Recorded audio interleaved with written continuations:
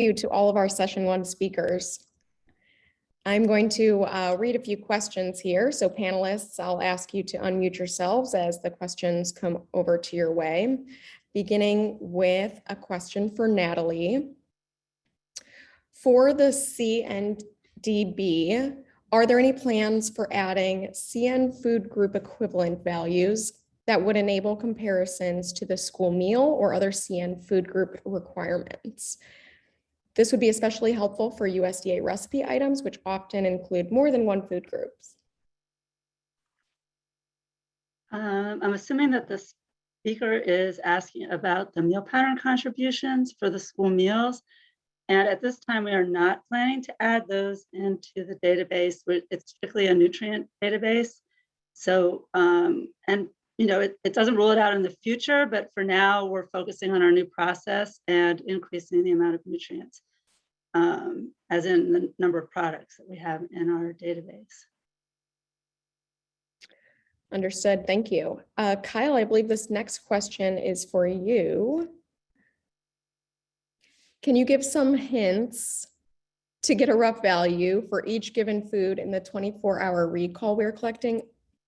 It takes a long time to get through all of the different ones listed in Food Data Central, and it's difficult to use for this purpose.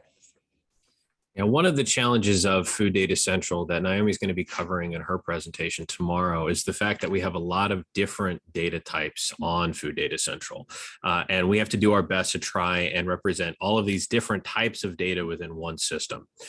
We've done some things like in our data type documentation, add a data type comparison table to tell you which one of the data sets are going to be probably most accurate for your particular use. But it depends on what you're trying to do and what type of data you're trying to get to. So you're going to want to go to Foundation Foods first if you want analytical data, potentially supplementing with standard reference legacy, because Foundation Food data is not going to have analysis on every individual component, nor is it going to have a comprehensive list of foods that's still being built out. We do have the survey food. So we'll be hearing more from Alana about that later, but they particularly build out their survey information and nutrient information using the data that's in the data set, whether it be Foundation Foods, primarily SR as a backup, and even branded foods to get at some of the data that is not being analyzed. Sticking with you, Kyle, is there consideration of amino acid analysis for Foundation Foods? Oh, absolutely. So you're going to be seeing on most foods, when we think it's appropriate to have an amino acid analysis, we are conducting it. There are foods we've published in the last few releases that should have amino acid analysis, but we're still going through some QA/QC processes to sort of make sure that what we're putting out are good values. It is also looking at more individual lipids, if it's a fattier food, looking at amino acids and proteins, and of course, more that we're doing for carbohydrate analysis. I showed one example on the slide, and of course, we're doing our own research to figure out how we want to represent carbohydrate and carbohydrate fractions in the future. In the labeled foods, I understand there are programs to estimate nutrients that are not on the label. How do you change the algorithms when the relationship between nutrients on the label and other nutrients not labeled are changed in the product?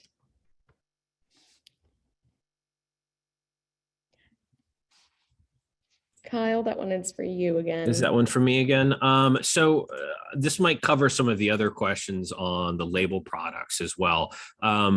For branded foods, there'll be a presentation later from Bourianne, and she'd be a good person to reach out to answer some of the specific branded food questions that are being put forward. But the key thing is to know that it is a voluntary data submission program. So we're receiving data directly from data providers, whether it be through Nielsen IQ or through the GDSN and directly from the manufacturer.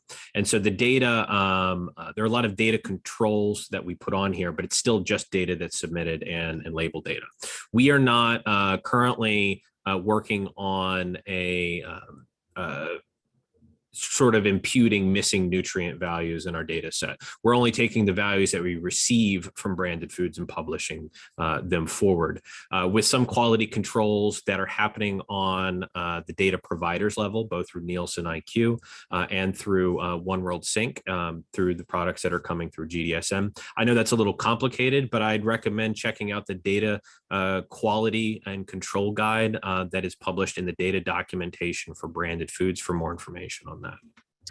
Thanks, Kyle. And sticking with the theme of data quality for branded foods, this next question is, what quality control measures are used to validate nutrient data uploaded by manufacturers into branded food database? And secondary question to that, how are the nutrient data updated or removed over time as manufacturers reformulate?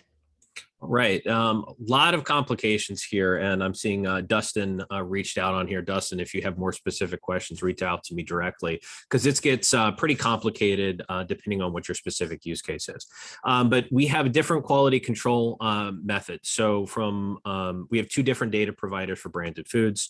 One of them is through One World Sync, who can put in checks and balances for giving warnings for particular nutrients. Those aren't in place today, but it's something we're looking into doing.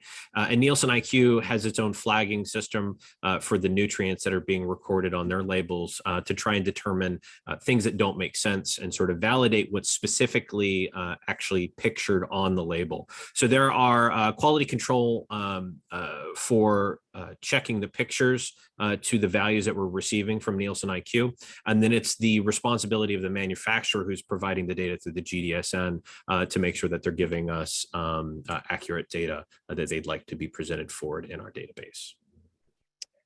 Thanks, Kyle. Your speech obviously has generated a lot of questions, so we're going to stick with you. Can you please talk about sample size for foundation foods? Yeah, so this is one that we struggle with because we've moved towards individual analysis. We need to try and get the best bang for our buck. And you might have noticed the keynote say we're not spending enough on analysis. And I'd like to think probably USDA and specifically our group is trying to do the best with what we have. And so there are some things that we balance on here. One thing that we've done is when Foundation Foods first launched, there was only a 6 sample size. We have moved it up to 8. We've also refined our QA/QC processes for the values that we're receiving. And we have other plans in the future that I'm not ready to talk about today in trying to address types of variability and the quality in what we're collecting. What we're hoping, though, is with sort of this focus on targeted analysis, we're not going to be doing analysis or not publishing analysis on things that we're not getting good quality results back. If the limit of detection is too low and we're just going to get back less than values because the quality is not going to be great at the 8 sample layer, we're probably going to forego that and try to focus on things that we know is going to be the best use of our resources and get in valuable information back on components that have not been analyzed in the past or on components that we think might have a high level of variability between each individual sample. Mm-hmm.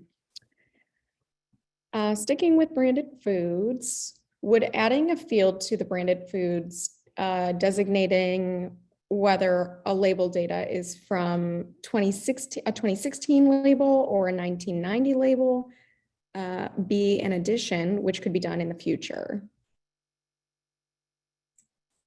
On branded foods, it's difficult. We actually looked into doing this for branded foods. And when I say we, I'm talking about the Branded Food Partnership, which of course, Bourianne will be talking about more in her presentation about the Branded Food Partnership. We looked into the possibility of doing this. Unfortunately, it's difficult to distinguish. You may have to use other metrics like looking for added sugars, that the value is there to potentially distinguish between the two. Great. For the branded foods, the branded food database, are the records reviewed prior to the inclusion into the database, or is it up to the data submitter? Could there potentially be duplicates in the database, or are these cleaned? A lot of good questions. So these are things that the branded food partnership sort of deals with, quite honestly, on a weekly to bi-weekly basis. There is weekly meetings where these sorts of questions are addressed and data are reviewed. I'll remind you again that branded foods data is what is sent to USDA. We at USDA do not stop any of the data coming through. And we do have a disclaimer that it is the data as it was submitted to us. But the partnership is working towards how do we make sure that high quality data is being submitted.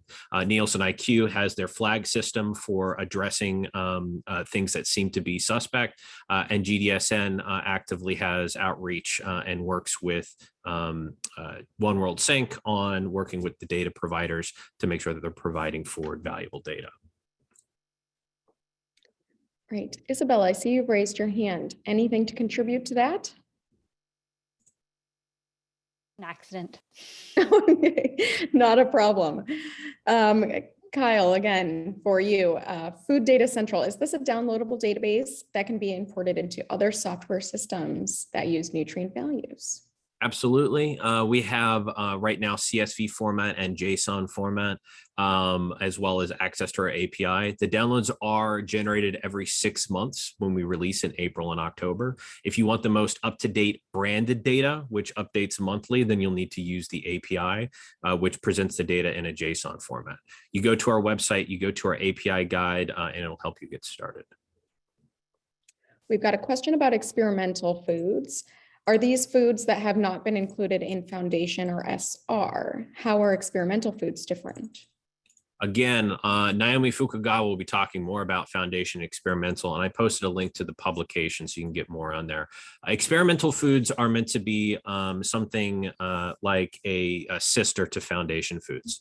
There might be some relationship between the samples we're collecting in Foundation foods and the data we're presenting in experimental foods, but you can consider experimental foods today to be published literature, articles that are already published, and giving some of the raw data and results in a tabular format so that you can sort of pull some of that might be relevant. We're going to be expanding experimental foods, doing things like making them more searchable. But the goal is for you to be able to come in with a question such as what is the environmental impact on foods, and then find relevant experimental foods that have done those types of research, give you the context of how that research was performed, what data was collected, and presenting that data forward. And in some cases, we're hoping some of that data is directly linked to our Foundation food samples, but we are making sure we give you that full context as we move forward. That's excellent. Thank you. Another question for you, Kyle. How do you suggest using the 6 Foundation apples to represent a single apple in an external database? It's a good question. We've struggled on how to represent an apple as well. We're trying to present data as transparently as possible. So in the case, we haven't had like a Foundation food that's just an apple, because if we put that forward, it only represents the 6 varieties that we collected. And there are more than 6 varieties of apples. And so we've talked about how do you present this data forward in a transparent way so that people can understand. So if you're pulling your data in, you'll want to maybe consider what is the variability between these and what potentially matters. Look at SR data, map it to the historical analysis that we've done to potentially see the differences in components or the variability in components to historical analysis, and sort of consider what data are you putting forward. Is there a way for you to say this is apples, which includes these 6 varieties of apples? Great. Another question. Will phytonutrient data be integrated into FDC? Yes, we actually have some already. I don't know off the top of my head where they are, but that is ongoing analysis that we do that we think is important to include in Foundation foods moving forward. So absolutely. That's great to hear. Very cool. Let's see. Another question for Natalie. I see you're typing a response as we speak. So let me know if you would rather continue to type, or I can ask it live. Let's see. The question is, so going to all these different databases to simply do a 24-hour read call would take forever. Isn't there some way that a software program could be developed to do this easily? Has anyone who's developed this ever tried to do a 24-hour recall? So I can answer from the nutrition database perspective. The child nutrition database is meant to be uploaded into a software program. So even though our users aren't typically doing 24-hour recalls or analyzing recipes and menus, they are using our data in a software program, which makes it a lot more manageable. You're not going to different tables from the database and trying to compile this data into a manual analysis. So, and I know that there are commercial software out there that do incorporate the other USDA databases. So that may be what you would want to look into is using some software to do your 24-hour recalls. Unfortunately, I'm focused more on the school area, so I don't have any suggestions for you as to software for 24-hour recalls, but some of the others in the session may. Yes, good food for thought. For branded foods, another question around data quality. In place of the labels updated to the products actually being physically on US retail shelf, not checking the pictures. Is there a QC check in place for that? So again, some of these questions are very nuanced. In the case of data checking and whatnot, when it comes to label pictures, there's always going to be a disconnect over different formulations. It sort of goes back to one of the original questions posted about branded foods, about reformulations, and the way that G10s, which are the UPC codes for all intents and purposes that you see on the package, don't necessarily link to previous formulations. They don't necessarily link to the same formulations in different package sizes. And these sort of issues, I think, move forward into those sorts of questions and issues of what are you seeing? What is the picture? Because what you're seeing on the shelf might not necessarily be the most up-to-date data. That particular product might have been discontinued, but is still on the shelf until expiration date. And so we do our best to collect data and be transparent on when a product has been discontinued. We capture that sort of a data or deactivated by Nielsen IQ. But it's a lot of things that we currently struggle with. Like, for example, if a product is discontinued in our data set, how long do we have it show up on an active search? If it wasn't given, we're not going to have an expiration date in our system. How long do we keep a discontinued product in an active search? We're going to keep it historically and archive it, but how long should it show up on a search? And these are things that we're always sort of reevaluating on the partnership level as we move forward. I can certainly understand that. I'm sure I've got a few expired things in my pantry. Another question regarding branded foods. If there is questionable data uncovered, who should we contact? Is it the link you had shared from your slides, Kyle? Yeah, so I posted it in chat again. There's a contact page here. And so we have a way of sort of identifying where the data source was and contacting the appropriate person to go back and re-review the data if you find something questionable. And then we have other checks that we're putting into place to continually sort of evaluate these data moving forward. So again, please use the form. That helps us out a lot. One other question about apples. Is there a way to view similar foundation foods in real time, Fuji, Granny Smith, Red Delicious, etc., side by side to see where they differ without having to download or open several pages? It's a good question. We've always, when we talk about features to Food Data Central, we always struggle with what are we presenting and what are we spending money on. We try to spend resources on enhancing search features, enhancing API features, and comparison is one that we've struggled with. In our FAQ, we mentioned it's not necessarily the greatest, but you can open in a new tab. If you right-click a foundation food, you can open it up in a new window or a new tab, and then use the browser itself to sort of compare side by side. Otherwise, you'll have to get into downloading the data and sort of using a tool that might help you compare from there. Great. I've got a question for Andrea regarding your Ops ID database. I'm curious how you handle nutrient and supplement blends that are present on a supplement facts panel label ingredients. I've come across that as a challenge in my own career and curious how you're handling that. Well, we look at each individual ingredient. So for the Ops ID, that would be a situation where we're not really evaluating the amount, because of course in the proprietary blend, we don't know the amount, but we'll look at the ingredients in the blend and, and again, they will go into the ingredient database and then get the appropriate tag as the green, red, yellow, gray. Sure, understood. Well, thank you. I think, let's see, maybe we've got one last question before we break for lunch. This may be for Kyle, but others, please jump in if you have something to contribute. USDA used to have a program to analyze nutrients from a 24-hour food recall, but perhaps it was discontinued.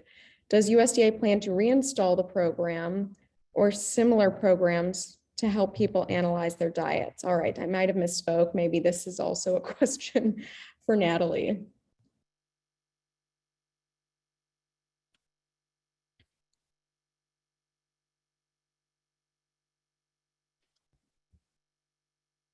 Well, hearing no response, perhaps none of our speakers have quite the answer to that.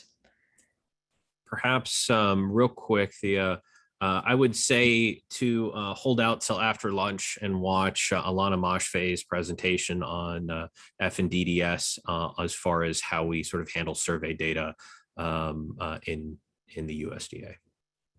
Excellent. Well, that is a perfect segue into our lunch break. So thank you again, our session 1 presenters, for a wonderful group of talks. And of course, you heard from Kyle, we've got a great session coming up in session 2, advances in nutrient metadata for dietary assessment.